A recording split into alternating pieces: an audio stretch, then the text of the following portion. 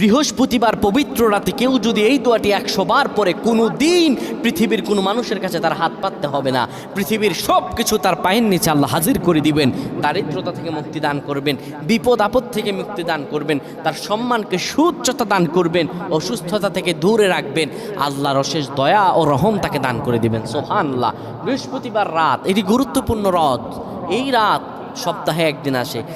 আরবিতে রাত আগে আসে, দিন পরে আসে। সুতরাং বৃহস্পতিবারের যে দিন গিয়ে রাত, এটি বৃহস্পতিবার রাত নয়, এটি শুক্রবারের রাত, এটি জুমাবারের রাত, এটি দোয়া কবুলের রাত, আল্লাহর কাছাকাছি হওয়ার রাত। সুবহানাল্লাহ।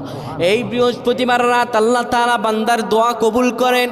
কেউ যদি বৃহস্পতিবার রাতে ঈশা নামাজের পরে পবিত্র হয়ে ইয়া হাইয়ু ইয়া হাইয়ু ইয়া হাইয়ু ইয়া রফিয়ু ইয়া রফিয়ু ইয়া রফিয়ু এই দোয়াগুলো পড়তে পারে 100 বার, আল্লাহ রাব্বুল আলামিন তার